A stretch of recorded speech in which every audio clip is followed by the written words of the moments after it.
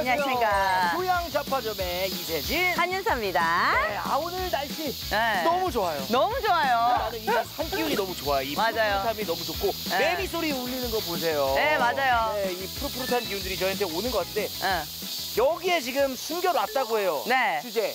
뭔가요? 어디 있어요? 찾아 빨리. 어디 있어요? 어디다? 아니, 보물찾기는 초등학교 이후에 처음 해보는 것 같아.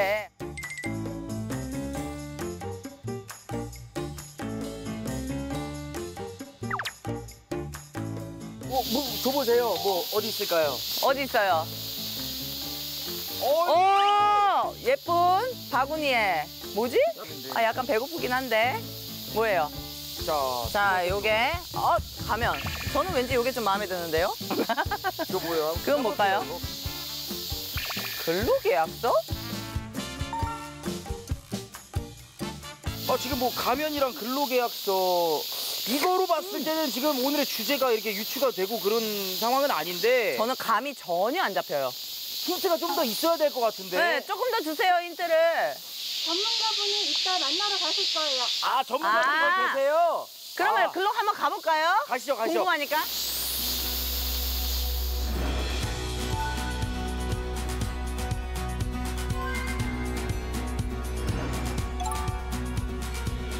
야, 봉준호 감독님 아니야 이거? 기생충이에요, 기생충. 대한민국의 자존심. 아니, 이걸 보니까 오늘의 힌트가 혹시 영화인가?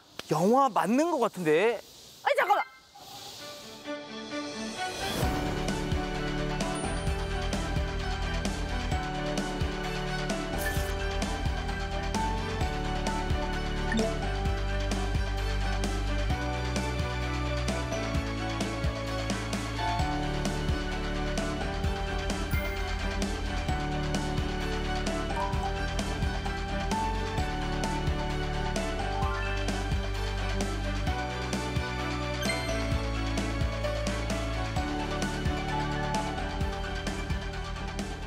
어디 계세요? 어디 계세요? 어디 계세요? 선생님. 안녕하세요. 안녕하세요. 네, 반갑습니다. 예. 저 영화평론가 주성철이라고 합니다. 반갑습니다. 반갑습니다.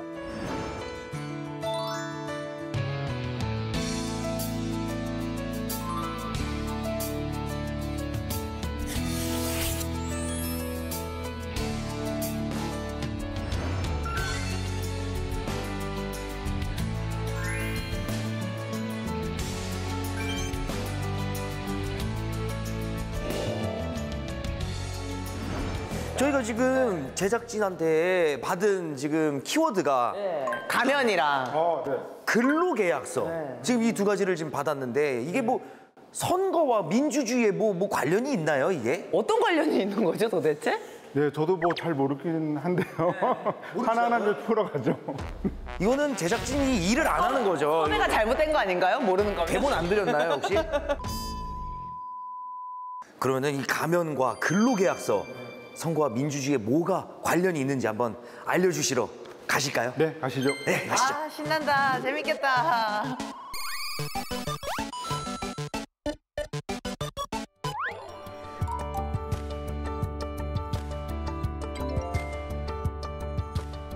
평론가님, 저희가 첫 번째로 받은 물건이 바로 이 가면입니다. 이게 뭐죠? 이거 많이들 이제 나오잖아요. 뭐 유튜브 같은 데 보면은 막 좀 이거 쓰고 나와서 막 얘기하고 그랬던 것 같은데. 저는 시위할 때 좀 봤던 것 같아요. 그것도 맞는 말씀이고요. 혹시 어떤 영화에 이 가면이 등장했는지 아시나요? 영화? 각시탈. 각시탈 아닌가요? 그 무슨 제가 압니다, 제가. V4 벤테타. 맞습니다. 네. V4 벤데타. 네, V4 벤테타. 보신 적 있으세요? 아니 저는 그 이제 포스터는 유명해서 알거든요. 근데 네. 정확한 영화 내용은 잘 모릅니다. 예. 아니, 이게 저도 본다고는 했는데 굉장히 내용이 어렵더라고요. 그래서 시청자분들이 어떤 내용인지 바로 알 수 있게끔 설명을 좀 부탁을 드려도 될까요?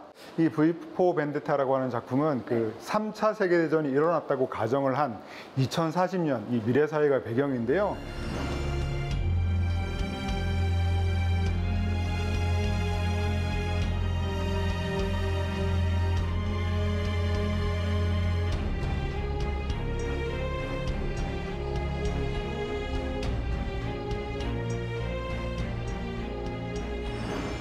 너가 지금 평화롭게 살고 있는 이 세상이 사실은 누군가의 어떤 독재에 의해서 살아가고 있는 그런 세상이다.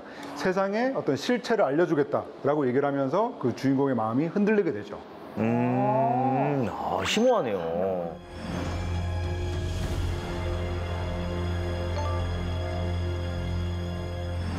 그럼 이 가면이 V4 벤데타에 처음 나온 건가요? 뭐 워낙 유명한 가면인데요. 가이 포크스 가면이라고 부릅니다. 사실 1605년에 그 영국 런던에서 이 정부의 독재의 그 항거하기 위해서 그 여러 사람들이 그 화약 음모 사건이라고 하는 사건을 벌였습니다. 바로 이제 이 화약을 가지고 영국의 그 웨스트민스터 사원을 폭파하려는 그런 계획이었는데요. 그 일원들 중에서 가이 포크스라고 하는 사람이 있었는데 그 사람의 얼굴을 굉장히 과장되게 표현한 가면이 바로 이 가이 포크스 가면이고요. 그래서 이 가면 같은 경우에는 1980년대 이미 그 만화로 만들어지면서 이 이미지가 처음 등장을 했는데 V4 벤데타라고 하는 그 영화가 개봉을 하면서 이 가면이 전 세계적으로 유행을 하게 된 거죠. 아, 그러면은 이제 원작이 그러면은 애니메이션 만화라는 건가요? 원래는 이제 지면, 종이로 그려진 만화였는데요. 그 만화가 굉장히 인기를 끌면서 이제 영화로 만들어지게 됐죠. 그 얼굴을 가리려면은 뭐 두건도 있고 뭐 이렇게 스카프 뭐 이런 것도 있고 그런데 굳이 이 가면을 쓴 이유가 있을까요? 그 마치 그 우리가 살고 있는 세상을 냉수하듯이 약간 억지로 계속 웃고 있는 모습이거든요. 그래서 사실은 그 영화 속에 등장을 했을 때 나는 모든 것을 알고 있다. 너희가 나를 억압하려고 해도 나는 절대 이 웃음을 그치지 않을 것이다라는 그런 의미도 담고 있죠. 야, 그렇게 얘기를 하시니까 그 표정의 의미가 좀 이제 이해가 되네요. 이거잖아. 아무리 떠들어봐라. 어우 얄미워. 어우 너무 지금 가면 쓰신 줄 알았어요. 닮았나요? 그리고 또 명장면이 하나 있잖아요. 그렇죠. 그 가면을 다 같이 쓰고 나와요. 네. 떼신이라고 하죠. 아유 너무 격떨어지게 떼신이 뭡니까? 네. 웅장한 와장창신이라고 하죠. 와장창 나왔다. 떼거지로 이제 나와가지고 사람들이 다 쓰고 나오는 장면이 유명하잖아요.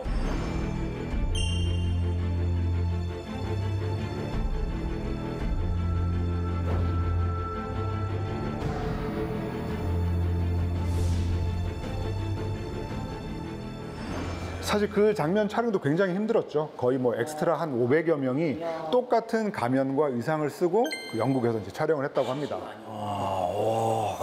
대단하네요. 아니 근데 그 장면이 대체 뭐를 의미를 하길래 사람들이 이 가면을 이제 민주주의 운동의 상징처럼 여기게 된 건가요? 사실 그 영화는 계속 그 정부의 독재가 계속 이어지고 있는 세상인데도 불구하고 사람들은 잘 몰라요.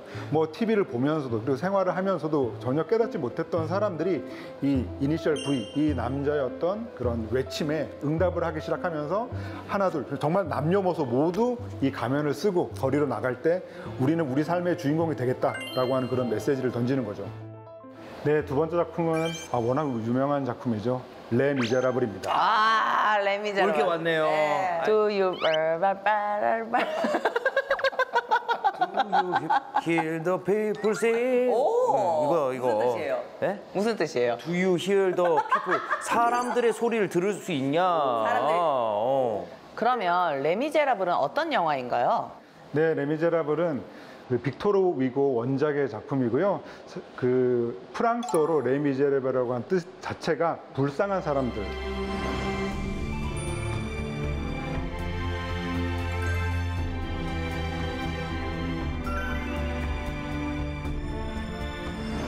그것도 이제 출연진들이 어마무시하잖아요. 네, 그러니까 사실 이 작품은 그 당시에 정말 어마어마한 캐스팅만으로도 크게 화제가 됐었는데요. 바로 그 자벨을 연기한 러셀 크로우도 있고, 그리고 장발장을 연기한 휴잭맨. 맞아. 엑스맨 여자 주인공. 그렇죠, 여자 주인공도 앤 해서웨이가 연기를 했는데.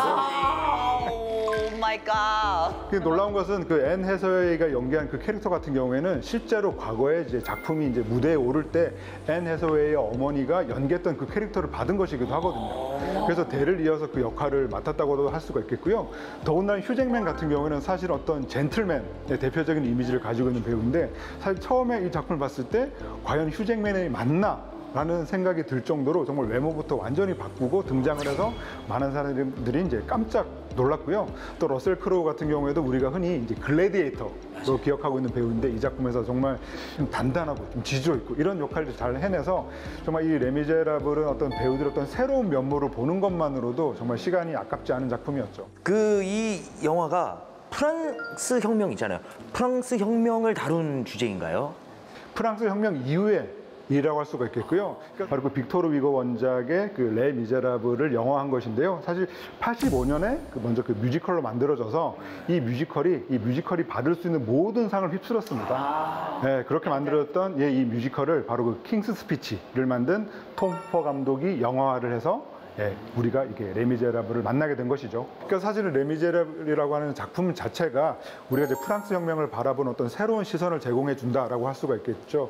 그래서 프랑스 혁명 그 자체만 놓고 보면 마치 그 프랑스 혁명이 벌어지고 난 다음에 정말 완전히 천지개벽을 해서 정말 새로운 세상이 열렸다라고 많이들 생각할 수가 있는데 그 이후로도 이 노동자와 농민의 삶은 그다지 변하지 않았다. 그 뒤로도 이 작품에서 보는 것과 같은 그런 움직임들이 있었다라고 이해를 해주시면 좋을 것 같아요.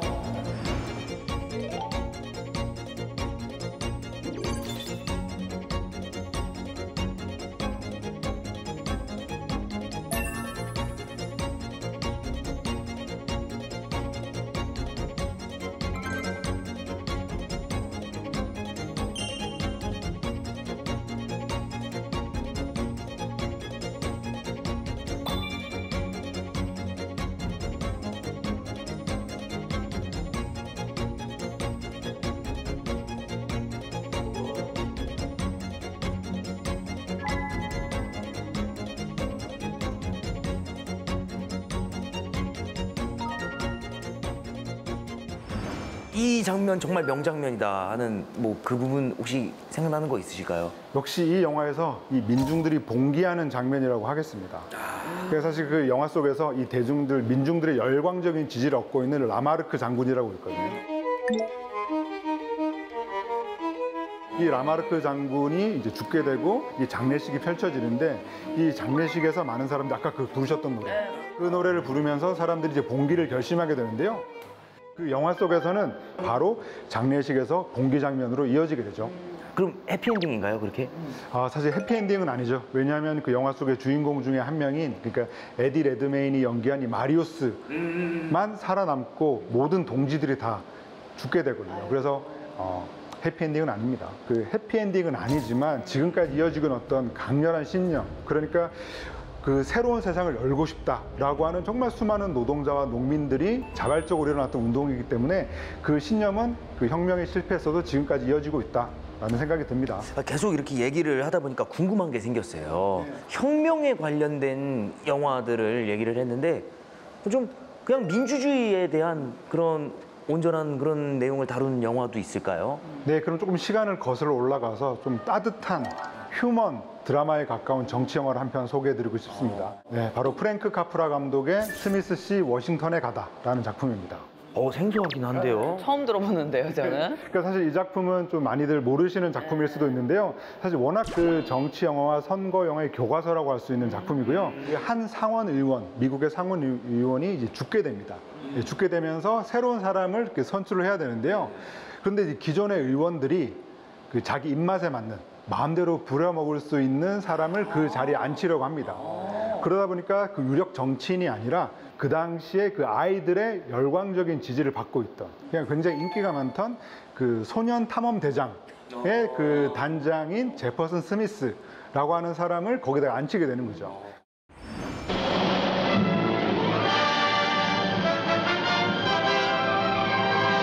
Mr. Smith Goes to Washington is a significant picture. It is significant because it emphasizes democracy in action. By far, the greatest picture of filmdom's top director, three-time winner of the coveted Academy Award, the most timely, the most vital, the most significant picture ever to come out of Hollywood. 제가 또 이 작품을 추천드리는 이유 중에 하나는 우리 국회에서도 있었죠. 필리버스터를 우리가 또 봤었잖아요.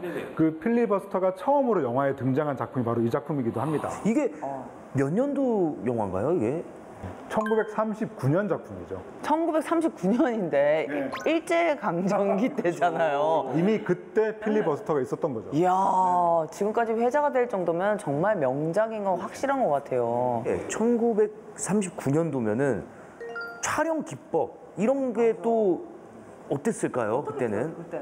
그러니까 그 당시 이제 프랭크 카프라 감독은 그 당시 미국 영화의 거장으로 굉장히 유명하신 분이거든요. 그래서 이 영화 속에서 되게 눈여겨볼 장면은 지금 우리에게는 굉장히 익숙한 기법이기도 한데 이전 정말 이 몽타주 기법을 통해서 그 영화 속에 이제 스미스 씨가 워싱턴에 처음 가게 되면서 계속 돌아다니게 되죠. 그래서 미국의 성조기, 헌법, 그리고 미국의 독립선언문도 보게 되고요. 그리고 이 스미스 씨가 가장 감동받는 순간은 이 미국 민주주의의 아버지라고 할 수 있는 이 링컨 대통령의 동상을 보게 되는데요. 그때 우리가 모두 알고 있는 문구기도 하죠. 국민에 의한, 국민을 위한 정부라고 하는 그 문구를 보면서 정말 뭉클하게 감동을 받는 장면이 있는데요. 그런 장면들을 보고 있으면은 이 작품이 정말 그 정치 영화나 어떤 민주주의 교육의 어떤 교과서라는 생각이 들어서 정말 교육적인 측면에서도 많은 분들이 보시면 좋지 않을까라는 생각이 들죠. 그렇다면 이 영화에 대해서 당시 관객이나 실제 정치권의 반응은 어땠나요? 그러니까 사실 이 작품이 지금 보면 굉장히 수위가 높지 않은 주장을 하고 있는 작품인데도 불구하고 그 당시에는 굉장히 과격한 39년이니까 네, 그렇죠. 영화로 받아들였던 거죠. 네. 그래서 이 관객의 열렬한 지지를 얻었지만 정부에서는 굉장히 싫어했죠. 그러니까 어떤 이 정치인들의 비리를 폭로하는 영화이기 때문에 뭐 사실 유럽 여러 나라에서는 이 작품의 어떤 상영을 금지하는 일도 있었을 정도로 정말 그런 식으로 우리 세상이 많이 바뀌어왔구나라는 것을 알 수가 있는 대목이기도 하죠.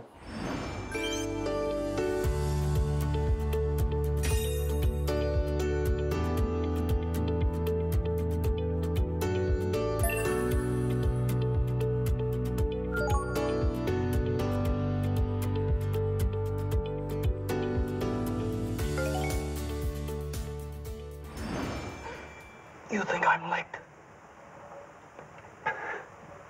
You all think I'm late? Well, I'm not late. And I'm gonna stay right here and fight for this lost cause. Even if this room gets filled with lies like these. And the Taylors and all their armies come marching into this place. Somebody will listen to me.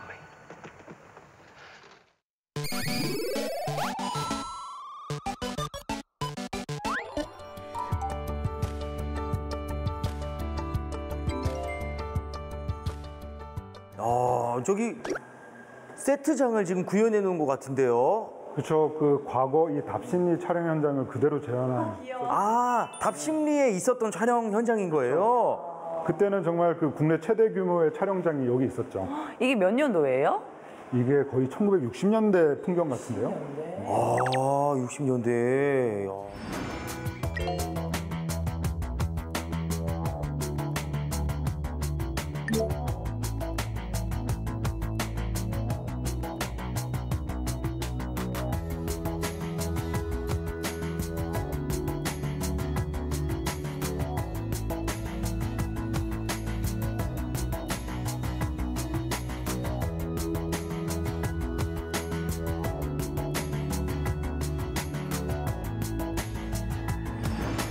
근데 지금 이 영화 촬영장 세트장 뭐 스태프들도 보이고 감독님들도 보이고 근데 근로계약서가 뭐 어떤 연관이 있을까요?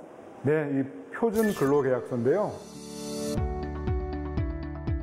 네, 여기에 이제 표준이 붙어서 요즘에는 모든 한국 영화들이 표준 근로계약서를 작성을 하거든요. 근로계약서 원래 다 계약하고 하지 않나요? 그러니까 이것도 굉장히 중요한 문제인데요. 네. 지금까지 한국 영화 현장의 스태프들은 근로자로 인정을 받지 못했습니다. 왜냐하면 모두 개인 사업자로 분류가 돼가지고 프리랜서였구나.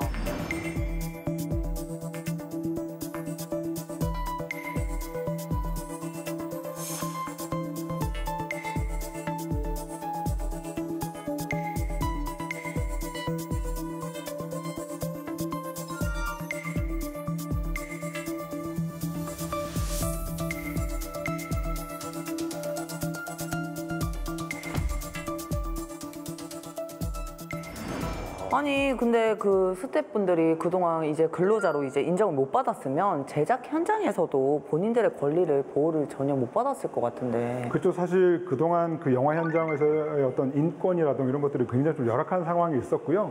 뭐 인권을 떠나서 이제 경제적인 문제도 있죠. 그러니까 한국 영화 현장을 대표하는 이제 표현이 그런 거예요. 그러니까 뭐 장시간 노동, 저임금, 그리고 심지어 그 저임금마저도 제때 받지 못하는 임금 체불, 이 삼중고의 악순환. 추가 금액이 없었죠. 시간이 지났어도. 예, 이런 삼중고가 계속 이어져 오던 그런 세월이었죠. 이런 것들을 개선하기 위해서 열심히 노력한 뭐 예시가 있다거나 뭐 영화가 있다거나 이런 게 있을까요? 예, 그런 노력들을 어떻게 이어왔는지 제가 3편의 영화를 가지고 말씀을 드리려고 합니다. 오, 3편이나 있구나. 네, 첫 번째 작품은 바로 그 윤재균 감독님의 천만 영화죠. 네, 국제시장입니다. 아, 명작이죠, 명작.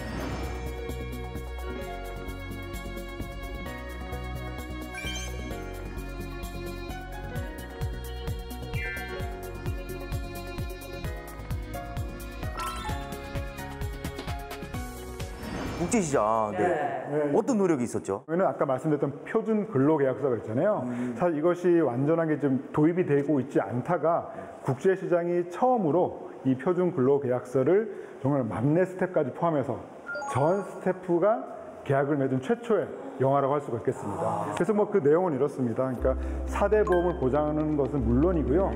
하루에 12시간 이상 촬영을 하면 안 되고 만약에 12시간을 초과하게 되면 초과수당을 또 지급해야 되죠. 그리고 또 일주일에 하루는 무조건 휴식일로 지정을 해야 됩니다. 아니 근데 그렇게 하면 좋은데 제작사 입장에서는 조금 손해를 보지 않을까요? 그래서 사실 좀 그런 우려의 시선들이 영화계도 있었거든요. 그래서 실제로 좀 통계 자료를 보니까 실제로 이 표준 근로계약서를 꼼꼼하게 적용을 했을 때 한 순제작비가 한 3억 원 정도 좀 초과가 됐다고 하더라고요. 하지만 대신에 현장 분위기가 너무 좋아졌고 그리고 이렇게 좀 일정과 벗어난 그 일들은 없었고 이 스태프들의 어떤 만족도라든가 이런 것들이 훨씬 좋아져서 실제로 이제 영화에 참여했던 많은 사람들은 영화의 퀄리티를 높이는데 이만큼 좋은 게 없었다. 라는 그런 얘기들을 들을 수가 있었죠. 근데 그 국제시장 관객이 1000만이 넘은 걸로 아는데 그럼 이제 1000만이 넘었을 때 뭐 인센티브라든가 보너스 상여금. 네, 굉장히 좋은 지적을 해주셨는데요. 사실은 굉장히 만족스럽게 일을 하면서 잘 만든 영화가 흥행이 됐을 때 그런 식으로 인센티브로 보답을 받게 되니까 사실은 그 작품에 임하는 태도가 달라지게 되는 거죠. 그런 것들도 어느 정도 계약서에 좀 명시가 들어가고. 그렇죠. 모든 스태프들이 그 어떤 그 일정 정도 흥행이 됐을 때 인센티브를 받는다는 것을 분명히 명시를 하고 영화 촬영에 들어간 거죠. 되게 좋은데요. 너무 훈훈한 것 같아요. 네, 그 두 번째 어떤 좋은 예시가 있을까요? 네, 두 번째 작품은 바로 봉준호 감독의 기생충입니다. 나왔구나. 야, 이게 왜 안 나오나 했어요, 기생충은. 괜히 그렇게 유명하신 분들이 아니네요. 또 천만 영화입니다. 그냥 혹시 저희가 모른다고 해서 일부러 지금 감독님들, 좋은 감독님들만 얘기하시는 거 아닙니까, 평론가님이? 아유, 설마 그러겠어요. 근데 정말 공교롭게도 좋은 감독님들이 좋은 일을 하시고 그런 영화가 흥행이 잘 된다라고 결과적으로 생각해야죠. 아, 그렇군요.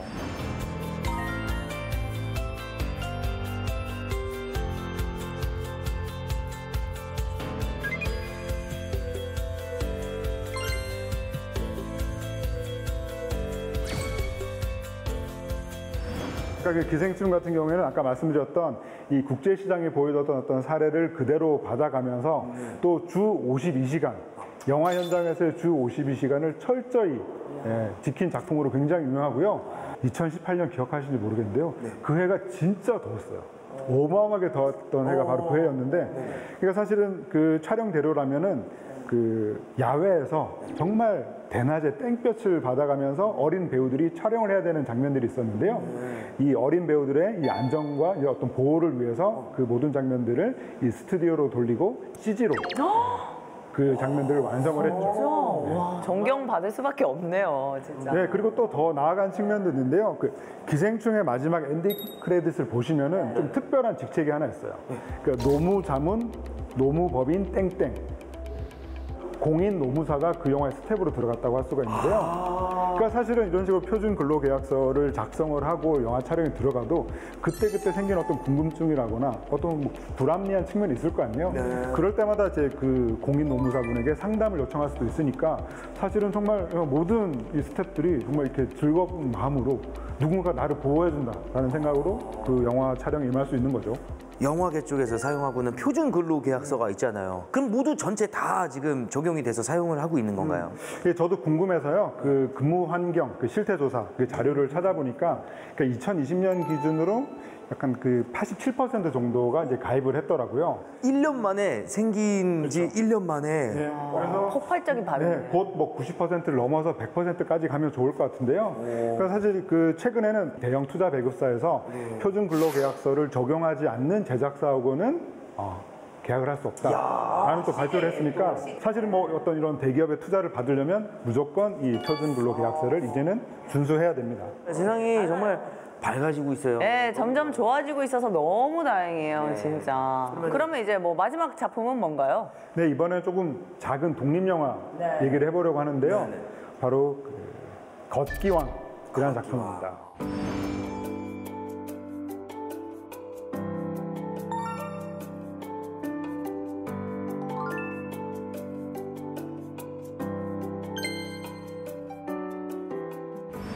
네, 제가 이 작품을 골라온 이유는 사실 그 영화계 여러 문제가 있는데 그 중에서 최근 또 몇 년간은 또 어떤 문제들이 많이 불거졌냐면 뭐 성희롱, 성폭력 같은 문제들이 많이 있었거든요. 극장 내에서. 네네. 예, 그런 문제가 생겨나면서 이제는 우리가 영화 촬영에 들어가기 전에 그 성희롱 혹은 성폭력 예방 교육을 받아야 된다라고 이렇게 이 걷기왕이 그 남순아 작가님이 이제 얘기를 하시면서 그 걷기왕 같은 경우에는 최초로 영화 촬영에 들어가기 전에 모든 스태프들이 2시간 정도의 그 성희롱 예방 교육을 받고 영화 촬영에 들어가게 됐죠. 그러면 그 전에는 성희롱 예방 교육이 없었나요? 예, 그전에는 사실은 거의 없었다고 볼 수가 있고요. 뭐 일부 제작사의 의지로 그런 교육들이 이루어지곤 했었는데 대부분은 그냥 그 영상물을 함께 보는 걸로 뭐 끝을 내거나 뭐 그런 식으로 이제 일종의 이제 성희롱 예방 교육을 받았다라고 이렇게 얘기하는 경우가 많았죠. 그 이제 현장에서 그 성희롱 교육에 대해서 이제 그냥 형식적으로 이제 진행하거나 그런 경우들도 있잖아요. 그럼 또 그게 금방 잊어버리거든요. 그럴 수 있죠. 예, 뭐 예. 사전에 교육을 받았다고 해도 그거를 계속 주지하고 있는 것은 뭐 불가능한 일일 수도 있는데 사실 그 뭐 촬영 현장에서 뭐 이렇게 진행자들은 대본을 가지고 있고 또 제작 인력들은 이 콘티북을 가지고 있잖아요. 그래서 그 콘티북 앞에 그 성희롱 예방 교육 그 매뉴얼이 아예 거기 포함이 돼 있어요. 아, 예, 삽입이 돼 있구나. 그렇기 때문에 사실은 그 매뉴얼을 계속 현장에서 지니고 있는 셈인 거죠. 아, 경각심을 계속 받고 그러니까 있겠네요. 볼 때마다 그거를 자꾸 이제 읽게 되니까 또 생각하고 그거 되게 좋은 것 같아요. 아, 근데 그러면 이렇게 교육을 받고 나서 진짜 좀 환경이 많이 바뀌었나요? 어때요? 그렇죠. 아무래도 그 남순아 작가님 같은 경우에 작은 독립영화의 작가의 어떤 목소리였는데 사실은 뭐 그런 개인의 작은 목소리에 귀 기울이지 않는 분위기가 생길 수도 있잖아요. 근데 그 작가님이 주장을 함과 동시에 동료 영화인들이 그럼 나도 내가 일하고 있는 현장에 가서 이런 것들을 하자고 얘기를 하겠다라는 그 분위기가 퍼져가면서 그 이런 의지도 좋아졌을 뿐만 아니라 그 영비법이라고 있습니다. 그러니까 영화 및 비디오 진흥에 관한 법률이라고 하는 영비법이 있는데요. 그 영비법이 2021년에 이제 개정이 돼서 이제는 모든 극장 개봉 한국 영화는 영화 촬영에 들어가기 전에 성희롱 예방 교육을 의무적으로 받고 촬영에 들어가야 합니다. 그런 것들만 봐도 이제는 분위기가 굉장히 많이 달라졌고 영화인들이 그래도 좀 더 나은 세상을 좀 꿈꾸는 그런 움직임들이 많아졌다는 생각이 들어서 저는 그 정말 빠른 시일 안에 이렇게 바뀌는 것을 보고 그래도 좀 희망은 있다라고 생각을 했습니다. 남순아 작가님이 새로운 길을 터주신 거네요. 그럼. 누군가의 그 아이디어와 용기가 이제 동참하게 되는 그런 분위기를 만들게 되는 거죠. 영화계에서도 이렇게 지금 그 발맞춰서 이렇게 움직이고 있고 사실 방송국도 좀 이렇게 많이 바뀌고 있는 분위기예요. 예. 사실은 제가 볼 때는 방송에서 제일 열악한 것 같아요. 특히나 그 초과 근무라던가 이런 거에 대한 게 별로 없어서 사실은 그 방송국 가는 이제 편집실에서 거의 막 계속 밤새시면서 편집하시는 분들. 진짜 엉덩이 짓물나게 하시잖아요. 맞아요. 그렇게 고생하시는 분들이 굉장히 많아요. 네, 그렇게 따지면 저희도 뭐 새벽에 나오든 밤에 나오든 1시간을 하든 뭐 똑같잖아요. 우리 말고 우리 선생님들 아유, 수고 많으십니다. 수고 많으십니다. 수고. 약간 눈가가 촉촉해지니까. 지금 카메라로 우리를 보고 움직이지도 있는데 못해요. 눈이 카메라 촉촉해. 흔들려요. 움직이지도 못해요. 카메라 흔들려요. 네, 한 분은 지금 뒤돌아서 지금 이거 들고 찍고 계신데, 네. 이거를 찍어줘야 돼요. 이런 조그만 움직임들이 이렇게 좋은 세상을 만드는 거예요. 네. 아.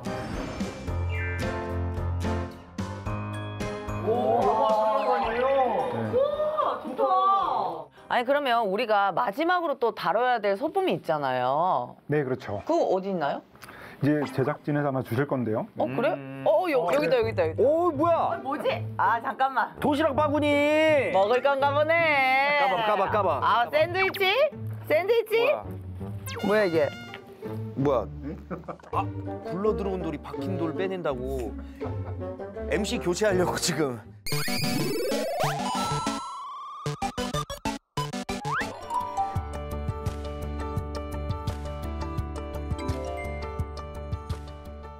선거 방송에서 솔직히 제일 중요한 공휴일이 네. 선거 당일이잖아요. 그렇죠. 쉬는 날이잖아요. 네. 시간이 많아요. 그러면 할 게 뭐가 있어요? 일단 뭐 넷플릭스 봐야죠. 그렇죠. 집에서. 그리고 뭐 밥 먹고 그리고 뭐 영화 한 편 딱 보고 네. 하면 딱 좋은데 어떤 영화를 추천을 해주고 싶으신지. 네, 그리고 아무래도 그 선거 방송이니까 네. 왜 선거가 중요한지, 왜 우리가 꼭 투표를 해야 되는지, 네, 해외 영화와 그리고 한국 영화, 그리고 코미디와 그리고 진지한 정치 드라마까지 골고루 준비했습니다. 네. 그 안에 혹시 로맨틱 코미디도 있어요?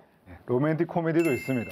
아 진짜 로맨틱 코미디 좋아하잖아요. 네. 나 너무 좋아하지. 그러면 액션 같은 거는요?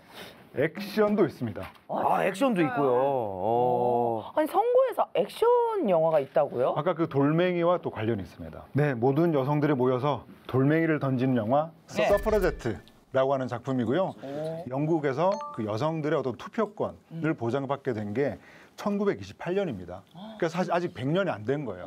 그러니까 여자들도 그 남자와 똑같이 투표를 하게 된 게 아직 100년이 안 됐다는 얘기인데, 그러니까 1910년대를 배경으로 여성 그 투표 참정권 운동을 그린 작품이 바로 서프라제트입니다. 아 여성 참정권을 다루는 영화죠. 아 그렇구나. 그러면은 이 역사도 사실 그 진짜 있었던 그 실화인 거네요. 그렇죠. 실화를 바탕으로 하고 있고요. 그래서 사실 이 작품을 제가 추천드리는 이유는 이 한 표를 얻기 위해서 과거에 우리가 얼마나 고생하고 노력했는지를 잘 알려주는 영화이기 때문에 저는 이 작품을 꼭 한번 보시면은 또 투표일이 되면 반드시 투표를 해야 된다는 생각을 꼭 하실 겁니다. 아 뭔가 느끼는 게 되게 많은 영화인가 봐요. 서프로젝트 안에 이 장면은 정말 기억에 남는 인상적인 부분이 명장면. 있다. 네, 뭐 있다면은. 그러니까 이 작품을 보시면 아마도 많은 분들이 기억하시게 되는 배우가 정말 대배우죠. 메릴 스트립. 메릴 스트립. 자, 지금 이제 나이가 있으심에도 불구하고 다 카리스마 있게 나오시더라고요. 그래서 사실 이 영화에서도 뭐 그렇게 분량이 긴 건 아닌데도 사실 여기서 그 에멀린 팬커스트라고 하는 그 당시 여성 참정권 운동의 정신적 지주였던 인물을 연기하고 있거든요. 그래서 그분이 잠깐 나오는 것만으로도 굉장히 강렬한 인상을 받게 되는데 그분의 그 연설이 굉장히 뛰어나죠. 그래서 적어도 우리의 딸들은 남성들과 똑같은 권리를 누릴 수 있게 해야 된다. 사람들은 우리를 범법자라고 부르지만 우리는 범법자가 아니라 입법자가 될 것이다. 라는 그 연설이 심금을 울리죠. 와 되게 멋있는 말인데. 자꾸 소름 돋아 지금. 계속 얘기하는데 소름 돋아. 자 그럼 두 번째 영화는 뭔가요? 네, 두 번째 영화는 헐리우드 영화입니다. 바로 스윙보트입니다. 네, 스윙보트는 그러니까 부동층을 의미하는데요. 아직 결정을 짓지 못한, 내가 이번 선거일에 누구를 찍어야 될지 결정하지 못한 투표를 바로 이제 스윙보트라고 합니다. 그 의미가 스윙보트구나. 그러면 조금 더 자세히 설명을 해줄 수 있을까요? 네, 그 영화의 내용은 그렇습니다. 그 미국 뉴멕시코주의 텍시코라고 하는 가상의 도시가 바로 이 영화의 주 무대인데요. 여기에 이제 케빈 코스트너가 연기하는 이 버드 존슨이라고 하는 남자가 있는데 이분은 정치에 아무런 관심이 없습니다. 그래서 이제 투표일이 다가오는데도 투표를 할 생각이 전혀 없는 거죠. 그런 아빠가 못마땅한 이 딸이 투표권 등록을 하게 됩니다.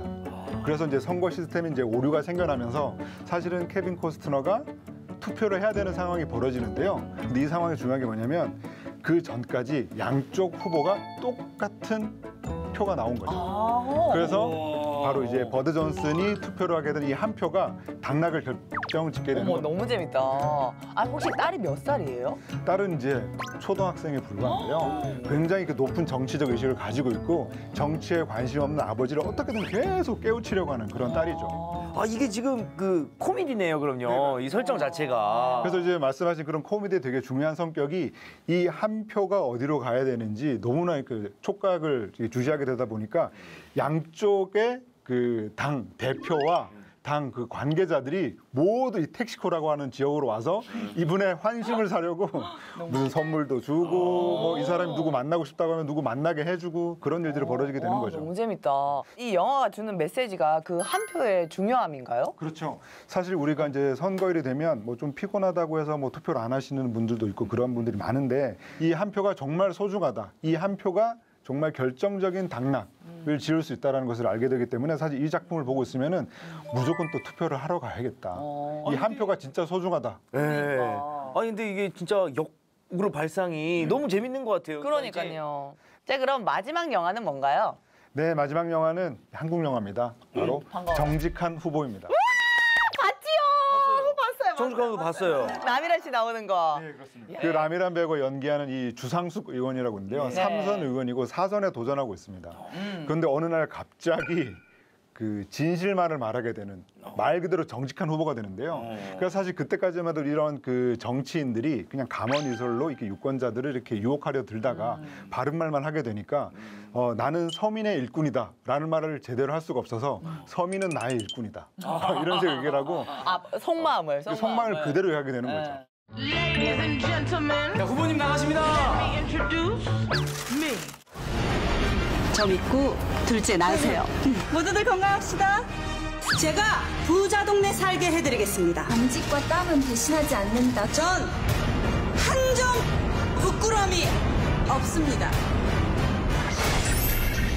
저 말이 내 맘처럼 안 나와. 말이 똥처럼 나와. 늦어서 죄송하진 않아요. 난 서민의 일꾼이다. 야, 내가 서민의 일꾼은 아니잖아. 그래서 이 작품은 사실 우리가 지금까지 보아왔던 어떤 정치인들의 어떤 그런 감언이설을 그러니까 그런 어떤 공약 이런 거 하나하나까지 이제 꼼꼼하게 봐야 된다 이런 메시지를 주고 있죠. 이제 그 영화에서 또 제가 또 느끼고 있는 게 뭐냐면은 그 이제 그 유세하는 사람의 어떤 그 심성이라든가 그런 것들도 이제 심층적으로 알고 있어야지 된다. 약간 뭐 그런 메시지를 담은 것 같아요. 그렇죠. 뭐 스포일러가 될 수도 있기 때문에 뭐 자세하게 말씀은 드릴 수 없습니다만 사실은 처음에는 이렇게 솔직한 말만 하게 되면서 이런저런 문제를 일으키고 좌충우돌을 하게 되는데요. 결국 그런 솔직한 마음이 유권자들의 마음을 움직인다라는 점에서 이 정직한 후보의 메시지가 중요하다는 생각이 듭니다. 맞아요. 아니, 근데 아까 말씀하셨을 때 그 로맨틱 코미디도 있다고 하셨는데 뭐가 있을까요? 근데 이게 정직한 후보가 살짝 로맨틱 코미디라고도 할 수가 있어요. 그렇죠. 부부니까. 네, 그 부부도 있고 이제 선거 그 보좌관으로 등장하는 네, 그 김무열 씨와 라미랑. 네. 저는 이 두 배우의 케미도 상당히 좋아서 어떤 측면에서는 약간 로맨틱 코미디로 봐도 되는 거 아닌가.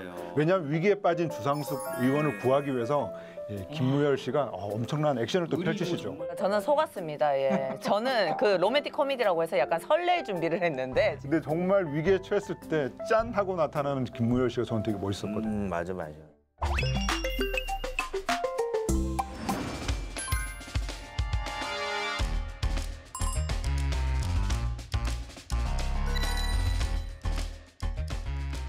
의자를 지금 세팅을 해주셨는데 네, 자리가 바뀌었어요. 뭐 어떻게 하는 건가요 지금 저희가? 뭘 해야 되는 거죠? 네, 제가 두 분께 영화 퀴즈를 내려고 합니다. 힌트 주셨어야죠. 방송은 짜고 해야 되는데. 네, 제가 문제를 내고 하나, 둘, 셋 제가 세겠습니다. 네.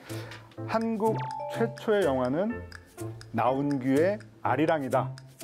이거 노래 아니야? 그게 영화라고요? 네, 아리랑이라고 하는 영화가 있죠. 네, 자, 하나, 둘, 셋. 나 오. 달라. 달랐습니다. 나랑 달라.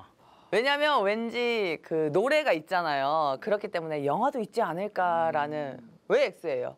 제 기억으로는 처음 영화가 네. 좀 그거보다 길었어요 제목이. 제 기억으로는 무슨 무슨 마지막 기나긴 무슨 뭐 이런 그거 느낌. 아니야? 아리랑 아라리오 아니었어요? 그거였던 것 같은데. 부제로? 부제? 과연 정답은? 떨린다.